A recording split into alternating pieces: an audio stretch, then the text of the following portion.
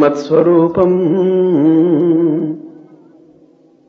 बलवीर्य युक्तम पूर्णो सदावम दासो यशोक्षम अतुलित बलधामम पूर्णमेवावशिष्यम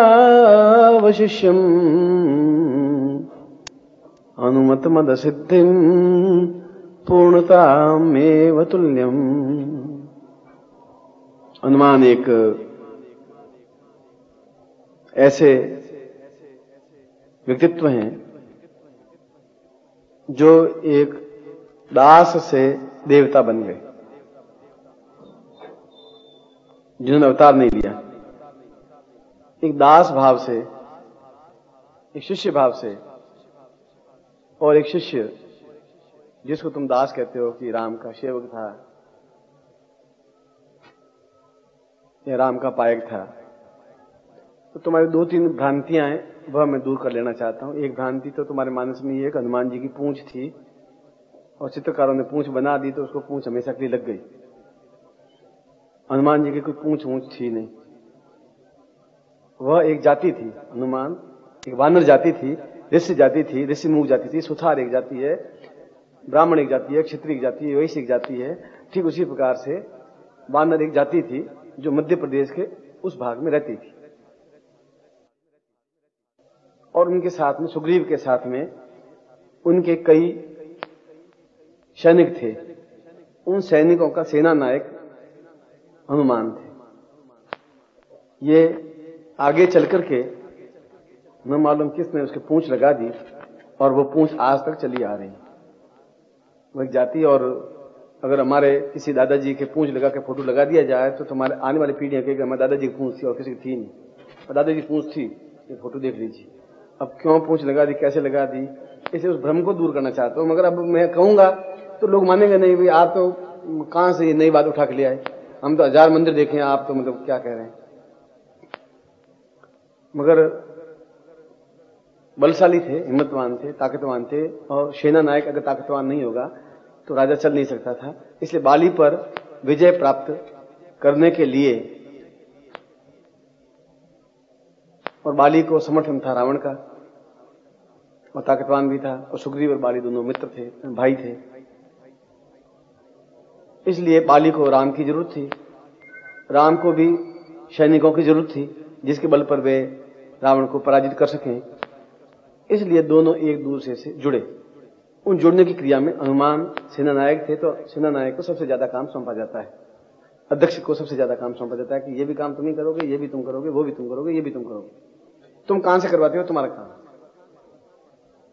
इस दृष्टि से हनुमान धीरे धीरे, जब सुग्रीव एक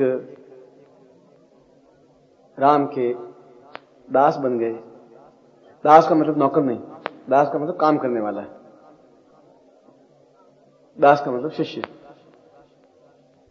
और हनुमान ने भी, गुरुदेव उनके गुरु थे,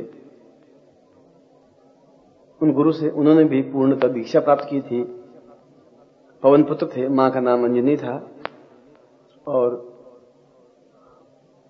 सोन का नाम था। उन ऋषि से उन्होंने पूर्णतः दीक्षा प्राप्त करके उन सिद्धियों को प्राप्त किया था जिसके माध्यम से वे वायु वेग के माध्यम से उड़ सकते थे, या वायु वेग से एक स्थान से दूसरे स्थान पर जा सकते थे, या शरीर को बढ़ा सकते थे या घटा सकते थे। इस प्रकार की साधनाओं को अणिमादि सिद्धियां कहते हैं, जो 16 सिद्धियां कहलाती हैं। और ये 16 सिद्धियां गुरु अपने शिष्य को तब देता है जब शिष्य के रोम रोम में गुरु का नाम अंकित हो जाता है, होठों पर नहीं और जुबान पर भी नहीं। इसलिए जब राम ने कहा कि तू कभी मुझे याद करता भी है, तो उन्होंने एकदम सीना फाड़ के दिखा दिया कि अब आप देख लीजिए, मैं आपको याद करता हूं कि आप अंदर बैठे हुए हैं, आप और जानकी और लक्ष्मण तीनों बैठे हुए हैं। इसलिए वो अपने आप में शौनक ऋषि के शिष्य थे, और उन्होंने उन समस्त सिद्धियों को प्राप्त किया था जिसके माध्यम से शरीर को छोटा करना, शरीर को दीर्घकाय बना देना, शरीर को अत्यंत लघु रूप बना देना। जब समुद्र पार कर रहे थे बीच में राक्षनी आई तो उन्होंने सुरसा, ज्यों ज्यों सुरसा वजन बढ़ावा, ज्यों सुरसा में पहले 5 फुट की हुई तो अनुमान 7 फुट के हो गए, वो 10 फुट की हुई तो 12 फुट के हो गए, वो 18 फुट की हुई तो 25 फुट के हो गए, वो 80 फुट की हुई तो ये 100 फुट के हो गए, वो 105 फुट की हुई तो वो मक्खी की तरह उनके मुंह से होकर के बाहर निकल गए। उनका कि आप मुझे जीत नहीं सकती किसी भी रूप में, इसे रास्ता छोड़ दीजिए, मुझे लंका पर जाना है और अपने गुरु का, अपने स्वामी का कार्य संपन्न करना है। और वह सुरसा एक स्थान पर हट गई और आगे चल के सुरसा ने हनुमान से शादी भी की। ब्रह्मचारी तो थे ही,